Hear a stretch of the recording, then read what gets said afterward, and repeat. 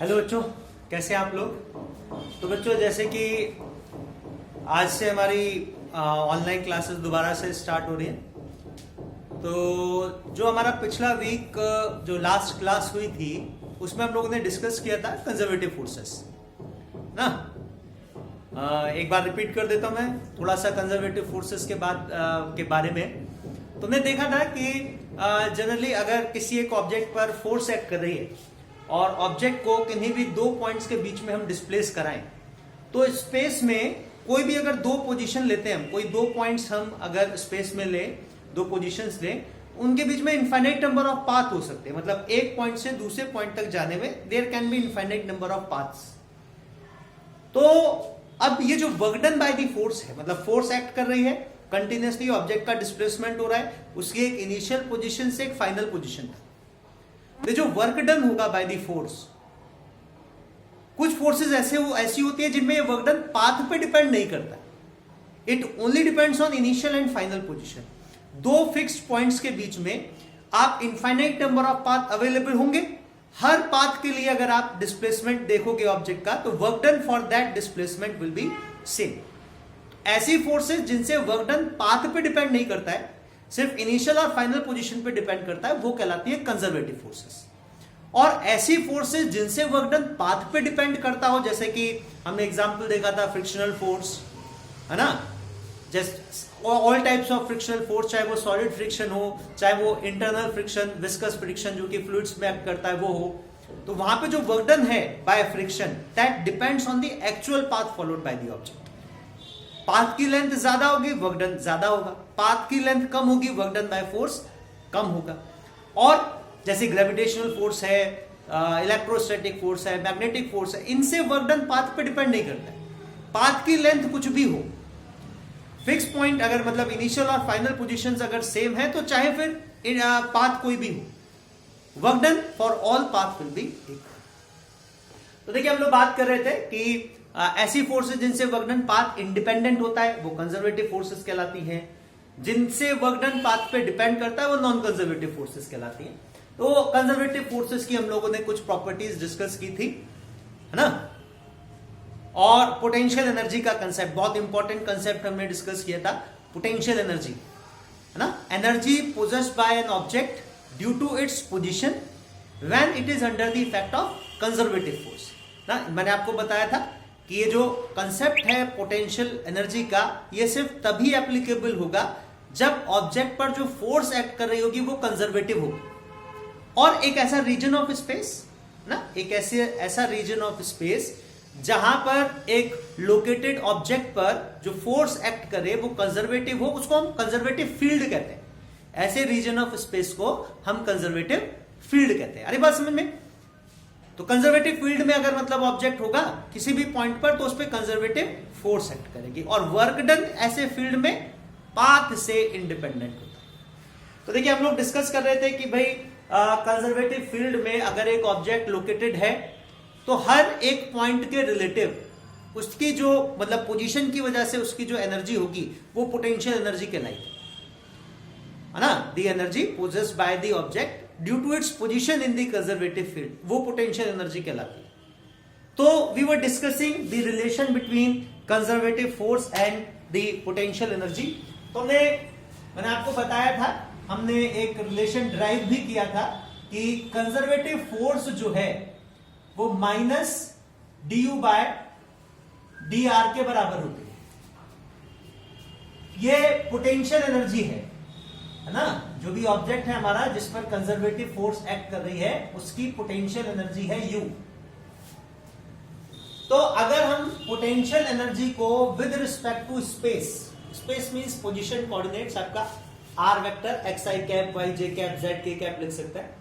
तो अगर हम विद रिस्पेक्ट टू स्पेस अगर इस पोटेंशियल एनर्जी को डिफरेंशिएट करें, है ना, तो ये जो क्वांटिटी है, ये पूरी क्वांटिटी, इसको कहा जाता है ग्रेडियंट। और देखिए, वैसे पोटेंशियल एनर्जी स्केलर क्वांटिटी है ना।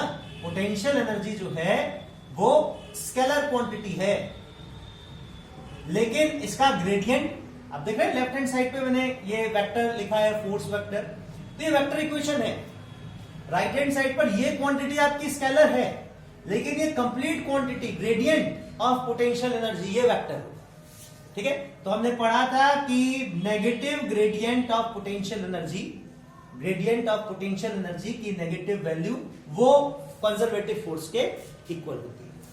ठीक है, अच्छा जनरली इसको अगर मैं, वैसे आपने जैसे 12th क्लास में है, अभी आपने पढ़ा नहीं होगा पार्शियल डिफरेंशिएशन, अगर मैं इसको एक्चुअल लिखूं ना, मतलब जो एक्चुअल रिलेशन होता है फोर्स और कंजर्वेटिव फोर्स और पोटेंशियल एनर्जी के बीच में, वो होता है conservative force equals to minus del u by del r. अब इसमें देखिए ये थोड़ा सा डिफरेंशियल, तो नॉर्मल डिफरेंशियल ऑपरेटर है लग रहा है ना, ये भी डिफरेंशियल ऑपरेटर है, लेकिन ये है पार्शियल डिफरेंशियल ऑपरेटर ना, ये पार्शियल डिफरेंशिएशन हमको करना होता है। Partial differentiation of potential energy with respect to space will be equal to conservative field. तो negative gradient of potential energy will be equal to conservative field. तो ये देखिए, ये जो हमने डिफरेंशियल ऑपरेटर लिखा है del by del r vector ना, ये एक वेक्टर ऑपरेटर है, मतलब ये वेक्टर है। और जैसा कि हम जानते हैं कि जब किसी एक वेक्टर क्वांटिटी को हम स्केलर से मल्टीप्लाई करेंगे ना, ये वेक्टर ऑपरेटर है हमारा, इसको हम जब इस स्केलर क्वांटिटी पे ऑपरेट कराएंगे तो resultant will be a vector quantity. तभी हम कह रहे हैं negative gradient of potential energy will give us conservative force. ठीक है, तो ये जो del by del r operator है, इसको अगर मैं कोऑर्डिनेट की टर्म्स में लिखूं, मतलब एक्स वाई जेड कोऑर्डिनेट की टर्म्स में, तो इसी को हम इस तरह से एक्सपेंड कर सकते हैं। ये आएगा del by del x I cap plus del by del y J cap plus del by del z के कैप। ठीक है, ये हमारा, यही जो हमारा पार्शियल डिफरेंशियल ऑपरेटर है, इसको हम इस तरह से विद रिस्पेक्ट टू आर है ना, तो आर को मैंने पोजीशन कोऑर्डिनेट्स की टर्म्स में, एक्स वाई जेड की टर्म्स में, हम इसी ऑपरेटर को इस तरह से एक्सपेंड कर सकते हैं। तो देखिए, अगर मैं ये डेल बाय डेल आर को है ना इस तरह से लिखूं, तो हम लिख सकते हैं conservative force will be equal to minus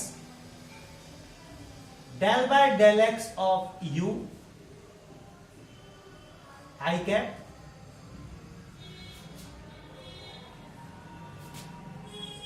del by del Y of u j cap plus del by del z of u k cap. ये आ जाएगा हमारा, है ना। अगर यही डिफरेंशियल ऑपरेटर हम इस स्केलर क्वांटिटी यू पर अप्लाई करें तो हमारा ये रिजल्ट आएगा। अब देखिए, फोर्स जो है वो भी वेक्टर क्वांटिटी है, और फोर्स को भी हम एक 3 डायमेंशनल स्पेस में रिजॉल्व कर सकते हैं उसके 3 कंपोनेंट्स की टर्म्स में, force along x axis, force along y axis, force along z axis. तो अगर मैं फोर्स वेक्टर को एक्सपेंड करूं तो मैं फोर्स वेक्टर को लिख सकता हूं एफ एक्स आई कैप प्लस एफ वाई जे कैप प्लस एफ जेड के cap equals to del by del x of u i cap plus del by del Y of u j cap plus del by del z of u k cap. ठीक है, तो ये हमारी, अच्छा इस vector equation को हम देखें, हम जानते हैं कि भाई अगर ये लेफ्ट हैंड साइड वाला वेक्टर और ये राइट हैंड साइड वाला वेक्टर, हम इनको इक्वेट कर रहे हैं, we are saying this vector equals to this vector, तो वो तभी पॉसिबल है जब लेफ्ट हैंड साइड और राइट हैंड साइड पर इंडिपेंडेंटली जो आई कैप कॉफिशिएंट है, मतलब जो एक्स कंपोनेंट्स हैं दोनों, लेफ्ट हैंड पर जो वेक्टर है और राइट हैंड साइड पर जो वेक्टर है, दोनों के एक्स कंपोनेंट बराबर होने चाहिए इंडिपेंडेंटली, वाई कंपोनेंट बराबर होने चाहिए, जेड कंपोनेंट बराबर होने चाहिए। तो from equality of two vectors वाली कंडीशन हम अप्लाई करें तो हम लिख सकते हैं जो एक्स कंपोनेंट आएगा फोर्स का वो आएगा माइनस साइन में भूल गया था, minus del by del u of x, del by del x of u. y component जो आएगा फोर्स का वो आएगा minus del by del y of u, और जो z कंपोनेंट आएगा फोर्स का वो आएगा minus del by del z of u। ठीक है, तो ये जो हमारा ग्रेडियंट है ना, इसको हमने 3 डायमेंशनल फॉर्म में लिख लिया। इसी ग्रेडियंट को हमने 3 डायमेंशनल फॉर्म में लिख लिया कि in terms of x axis, x coordinate, y coordinate and z coordinate. अच्छा, ये पार्शियल डिफरेंशिएशन ये नॉर्मल डिफरेंशिएशन से किस तरह से डिफरेंट है?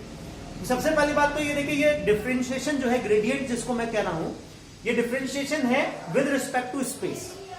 तो विद रिस्पेक्ट टू स्पेस मतलब हमको डिफरेंशिएट करना पड़ेगा with respect to x coordinate, with respect to y coordinate, with respect to z coordinate. तो जब हम इसको पार्शियल का मतलब क्या होगा, जब हम पोटेंशियल एनर्जी को डिफरेंशिएट करेंगे, तो इसमें आप ये समझते ही हैं, पोटेंशियल एनर्जी कंजर्वेटिव फील्ड में वो पोजीशन पर डिपेंड करती है। तो पोटेंशियल एनर्जी एक ऐसी क्वांटिटी है which is a function of space, means potential energy is a function of space. वो पोजीशन का फंक्शन है, हर पॉइंट पर इस क्वांटिटी की वैल्यू अलग आएगी। आ रही बात समझ में? तो जब हम एक्स कोऑर्डिनेट के रिस्पेक्ट में डिफरेंशिएट करेंगे, तो मान लो अगर मैं कोई पोटेंशियल एनर्जी फंक्शन लूंगा, तो potential energy function x y z coordinate की टर्म्स में आएगा। ठीक है, तो मुझको अगर फोर्स का एक्स कंपोनेंट निकालना है, तो मुझको डिफरेंशिएट करना है पोटेंशियल एनर्जी को with respect to x coordinate. लेकिन जब मैं एक्स के रिस्पेक्ट में डिफरेंशिएट करूंगा ना, तो I will treat y and z coordinates as a constant coordinate. Y और जेड कोऑर्डिनेट को मुझको कांस्टेंट की तरह ट्रीट करना है जब एक्स के रिस्पेक्ट में डिफरेंशिएट करना है। जब वाई के रिस्पेक्ट में डिफरेंशिएट करना है, तो I have to treat x and z coordinates as constant. Similarly, when we will differentiate potential energy with respect to z coordinate, we will treat x and y coordinates as a constant quantity. तो अगर आप यही x के respect में differentiate कर रहे हैं, y और z को कांस्टेंट अगर अज्यूम कर रहे हैं, तो ये पार्शियल डिफरेंशिएशन कहलाएगा ना, ये कहलाएगा partial derivative of potential energy with respect to x if you have treated y and z as constant quantities. ठीक है, तो ये पार्शियल डिफरेंशिएशन का मतलब है। तो यही है कि नेगेटिव ग्रेडियंट जो है पोटेंशियल एनर्जी का, वो फोर्स को बताता है। अच्छा, इसमें नेगेटिव साइन का बहुत इंपॉर्टेंट रोल है ना। नेगेटिव साइन का क्या रोल है कि नेगेटिव साइन हमको ये बताता है कि फोर्स की डायरेक्शन में चलने पर, जिस डायरेक्शन में कंजर्वेटिव फोर्स होगी ना, उस डायरेक्शन में आप चलेंगे, तो ये क्या शो कर रहा है कि फोर्स की जो डायरेक्शन आएगी, उस डायरेक्शन में चलने पर पोटेंशियल एनर्जी में नेगेटिव चेंज होगा। और पोटेंशियल एनर्जी में नेगेटिव चेंज का मतलब potential energy will decrease, potential energy will decrease with in the direction of force. तो हम देखें तो in the direction of force potential energy will decrease, हम ये लिख सकते हैं। ठीक है, in the direction of force potential energy will decrease. ठीक है, नेगेटिव साइन का ये इसमें सिग्निफिकेंस है। नेगेटिव साइन बताता है कि फोर्स की डायरेक्शन में चलने पर, जिस डायरेक्शन में भी फोर्स होगी, जैसे नॉर्थ डायरेक्शन के अलोंग, तो नॉर्थ के अलोंग चलने पर पोटेंशियल एनर्जी जो फंक्शन है हमारा, वो डिक्रीज होगा। ठीक है बच्चों, तो देखिए आप इसी कंसेप्ट पर बेस्ड हम लोग कुछ न्यूमेरिकल्स ना, कुछ प्रैक्टिकल एप्लीकेशन डिस्कस कर लेते हैं।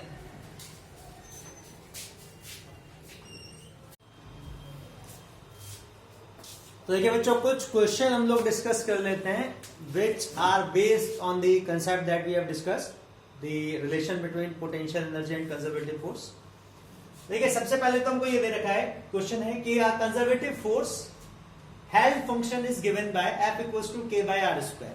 मतलब ये फोर्स का फंक्शन हमको दे रखा है कि force is varying as k by r square, जहां पे k कोई कांस्टेंट है। एग्जांपल के लिए देखिए, ग्रेविटेशनल फोर्स जो है आपकी, वो इसी तरह से 1 बाय आर स्क्वायर के प्रोपोर्शनल होती है। ठीक है, 1 बाय आर स्क्वायर के प्रोपोर्शनल होती है ग्रेविटेशनल फोर्स। तो वो इस तरह का फंक्शन हो सकता है, के की वैल्यू मान लीजिए gm1 m2 है, तो gm1 m2 bye r square. और जैसे इलेक्ट्रोस्टैटिक फोर्स होती है q1 q2 by 4 pi epsilon not r square, तो इसी तरह की फोर्स है ये। हमको बताना है what is the potential energy function. हमको एक एक्सप्रेशन डिराइव करना है सबसे पहली बात तो, कि किसी भी पोजीशन पर पोटेंशियल एनर्जी क्या आएगी ऑब्जेक्ट की।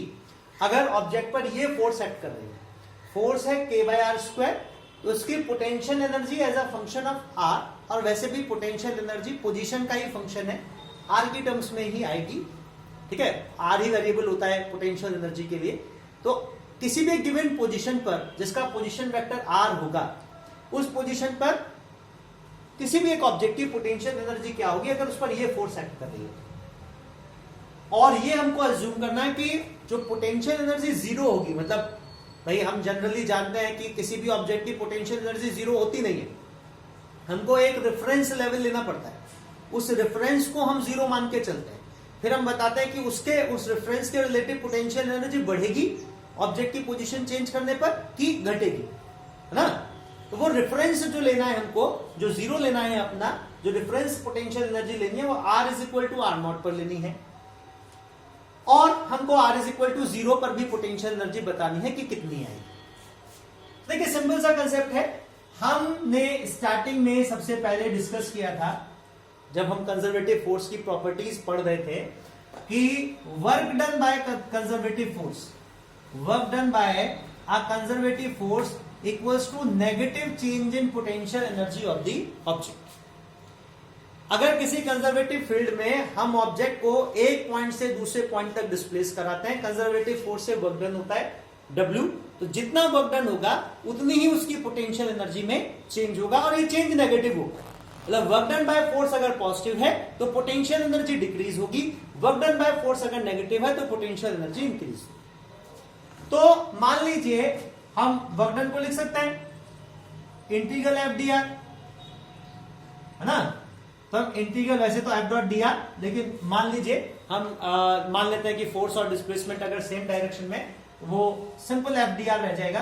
तो integral F d r equals to change in potential energy, और हम कहां से कहां तक डिस्प्लेस करा रहे हैं, जहां पर पोटेंशियल एनर्जी जीरो है ना। तो जहां पे पोटेंशियल एनर्जी जीरो है वो है हमारा R is equal to r not. R not से हम ऑब्जेक्ट को डिस्प्लेस करा रहे हैं, कहां तक डिस्प्लेस करा रहे हैं, आर नॉट एक पॉइंट है, मतलब एक ऐसा पॉइंट जिसका पोजीशन वेक्टर आर नॉट है, वहां से एक ऐसे पॉइंट तक जिसका पोजीशन वेक्टर आर है, ठीक है। तो ये जो वर्क डन होगा आर नॉट से आर तक ले जाने में ऑब्जेक्ट को, है ना, दो ऐसी पोजीशन के बीच में डिस्प्लेस कराने का, initial position vector r not है जिसका, फाइनल पोजीशन वेक्टर आर है, ये work done negative change in potential energy के बराबर आएगा। ये work done negative change in potential energy के बराबर आएगा। तो negative change in potential energy क्या आएगा भाई, हम देखें, चेंज इन पोटेंशियल एनर्जी आएगा final potential energy minus initial potential energy.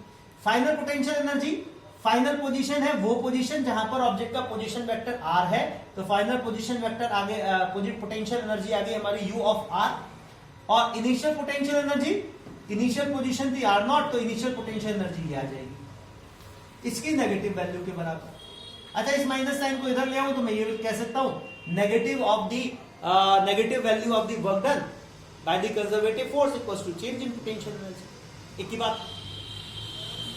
देखिए इस इंटीग्रेशन को हम कैलकुलेट करें तो फोर्स फंक्शन हमको दे रखा है कि force is k by r square. तो k बाय आर स्क्वायर को अगर हम dr के रिस्पेक्ट में इंटीग्रेट करेंगे from r not to r, और इसकी नेगेटिव वैल्यू वो आएगी u of r minus u of r not, potential energy at r not. अच्छा, ये हमको दे रखा है कि potential energy at r is equal to r not हमको जीरो माननी है। इसको तो मैं जीरो सब्स्टिट्यूट कर लेता हूं, इस वाली वैल्यू को मैं जीरो हमको दे रखा है क्वेश्चन में। Consider the potential energy at r is equal to r not to be zero, यहां पे जीरो है पोटेंशियल एनर्जी। अच्छा, k कांस्टेंट है, k अगर कांस्टेंट है तो मैं 1 अपॉन आर स्क्वायर का इंटीग्रेशन करूं, देखिए आसान है, पावर हो जाएगी r की r to the power minus 2, integrate कर रहे हैं तो पावर एक बढ़ा देंगे तो आ जाएगा r to the power minus 1, और नई पावर से डिवाइड कर देंगे ना, तो r to the power minus 1 को 1 बाय r लिख सकते हैं, तो आ जाएगा हमारे पास माइनस 1 बाय r। तो integration of this will give you value minus 1 by r, integration from r not to r will be the required potential energy function।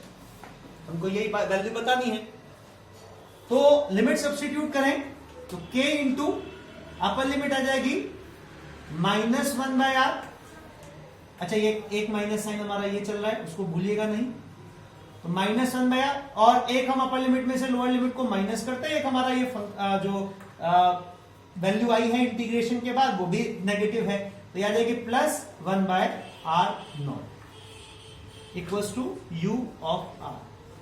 अब देखिए ये माइनस साइन को अगर मैं इंक्लूड करूंगा अंदर तो ये वैल्यू आ जाएगी हमारी k into 1 by r minus 1 by r not equals to the potential energy function.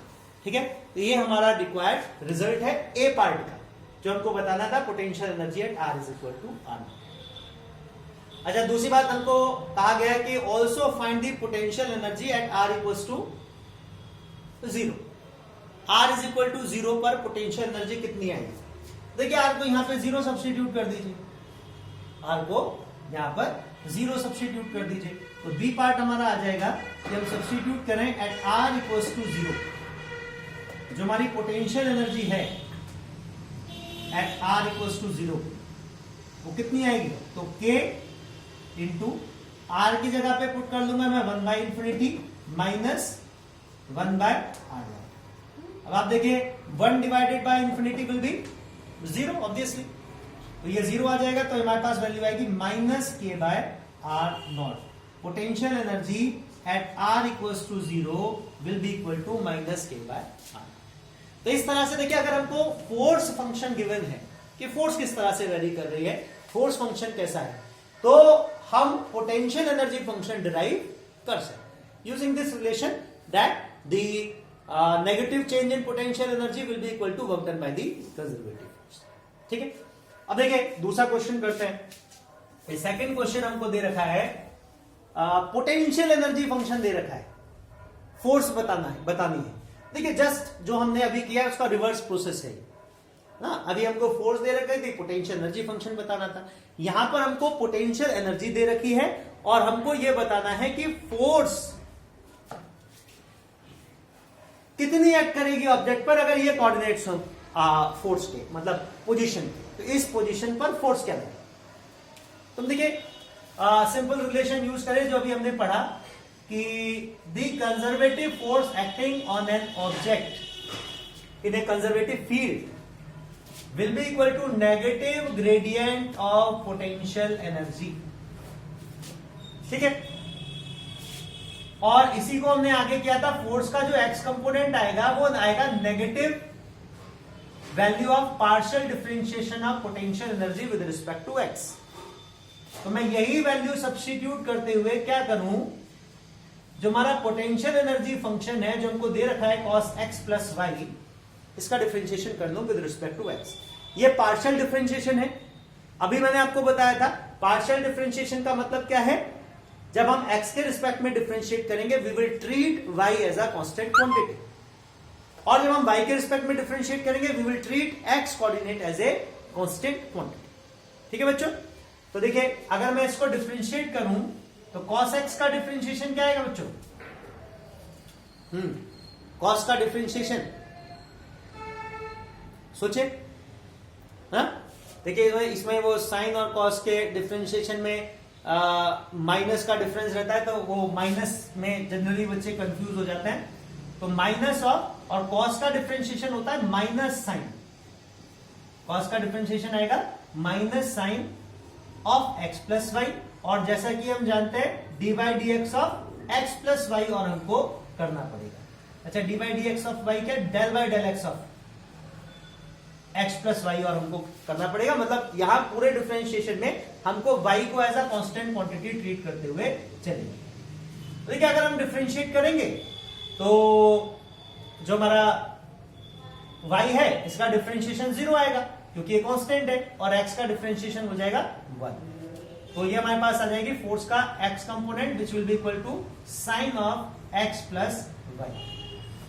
इसी तरह से हम फोर्स का y फंक्शन निकालेंगे, तो y function of force, sorry y component of force, y component of force आ जाएगा minus del by del y of potential energy. इसको भी इसी तरह से, क्योंकि पोटेंशियल एनर्जी फंक्शन तो वही है हमारा जो हमने अभी डिफरेंशिएट किया था, जिसको cos x प्लस वाई, लेकिन अब की बार हम y के रिस्पेक्ट में डिफरेंशिएट कर रहे हैं, पार्शियल डिफरेंशिएशन है, तो x कोऑर्डिनेट को एज अ कांस्टेंट क्वांटिटी हमको ट्रीट करना है। तो कांस्टेंट क्वांटिटी मान ले कि x हमारा कांस्टेंट क्वांटिटी है। अच्छा, लेकिन ये तो पूरा हमारा वेरिएबल है, y वेरिएबल है इसमें, तो डिफरेंशिएट हो जाएगा। cos का डिफरेंशिएशन अगेन माइनस साइन, तो ये माइनस माइनस हो जाएगा plus sine of x plus Y, और del by del Y of x plus Y. अच्छा, डिफरेंशिएट करेंगे तो देखिए y डिफरेंशिएट हो जाएगा, अब की बार x कांस्टेंट है, उसका डिफरेंशिएशन 0, तो ये भी हमारे पास sine of x plus Y है। ठीक है, तो अब हमको देखिए, हम फोर्स को लिख सकते हैं, फोर्स वेक्टर इक्वल्स टू, अच्छा जब z के रिस्पेक्ट में डिफरेंशिएट करेंगे तो ये जो पूरा फंक्शन है हमारा ये कांस्टेंट हो जाएगा, क्योंकि ये सिर्फ x और y कोऑर्डिनेट पे डिपेंड कर रहा है ना। देखिए मैं करके बता देता हूं, जब z के रिस्पेक्ट में डिफरेंशिएट करेंगे आप minus del by del z of cos x plus y, तो ये जो हमारा फंक्शन है ना cos x प्लस वाई, ये तो सिर्फ x और y पे डिपेंड कर रहा है, हमको सिर्फ z के रिस्पेक्ट में डिफरेंशिएट करना है, x और y को कांस्टेंट ट्रीट करना है, ये फंक्शन ही हमारा कांस्टेंट हो गया और इसका डिफरेंशिएशन कितना आएगा, 0। तो देखिए फाइनली मैं लिख सकता हूं, हमारे जो फोर्स वेक्टर आएगा sine x plus Y I cap x component plus sine x plus Y J cap. ठीक है बच्चों, तो देखिए अगर मैं फोर्स वेक्टर लिखना हो तो फोर्स वेक्टर कैसे लिखेंगे अब, हमको थोड़ी स्पेस की ज्यादा जरूरत पड़ रही है, तो देखिए फोर्स वेक्टर कहां पे लिखना है, कोऑर्डिनेट्स भी ले लेते हैं, we have to write the value of force function at 0, π/4, force at 0, π/4, तो x को 0 पुट कर ले, y को π/4 पुट कर ले, तो फोर्स आ जाएगी हमारी sine of 0 plus π/4 I cap plus sine of 0 plus π/4 J cap. ठीक है बच्चों, तो ये साइन π/4 आ जाएगा, साइन π/4 मतलब 45 डिग्री, तो साइन 45 1/√2 आई कैप प्लस साइन 45 1/√2 जी कैप, तो ये बच्चों हमारी फोर्स आ जाएगी 1/√2 आई कैप प्लस 1/√2 जी कैप इस पोजीशन पर जिसके कोऑर्डिनेट्स हमको दे रखे हैं। अगर हमसे मॉड पूछा जाए कि what will be the mod of force, तो मॉड आ जाएगा under root of x component of force, तो 1/√2 का होल स्क्वायर प्लस 1/√2 का होल स्क्वायर, तो 1/2 प्लस 1/2 1/4 और 1/4 का हम स्क्वायर रूट करेंगे तो आ जाएगा 1/2। ठीक है बच्चों, तो हमारे पास 1/2 न्यूटन की ये फोर्स है। ठीक है, तो इस तरह से देखिए, अगर मतलब एक तरह से दो एग्जाम्पल मैंने आपको बताए, एक एग्जाम्पल ले लिया मैंने वहां पर जहां हमको फोर्स का फंक्शन हमको दे रखा था और उसको यूज करके हमने कैसे पोटेंशियल एनर्जी का फंक्शन डिराइव किया, और एक एग्जाम्पल लिया मैंने जहां पर हमको पोटेंशियल एनर्जी का फंक्शन दे रखा था कि how potential energy is varying with x y, और जैसे एग्जाम्पल के लिए जेड कोऑर्डिनेट भी हो सकता था, यहां पे नहीं है। ठीक है, और फिर उस पोटेंशियल एनर्जी फंक्शन को यूज करके किस तरह से हम जो फोर्स एक्ट कर रही होगी ऑब्जेक्ट पर वो डिटरमाइन कर सकते हैं।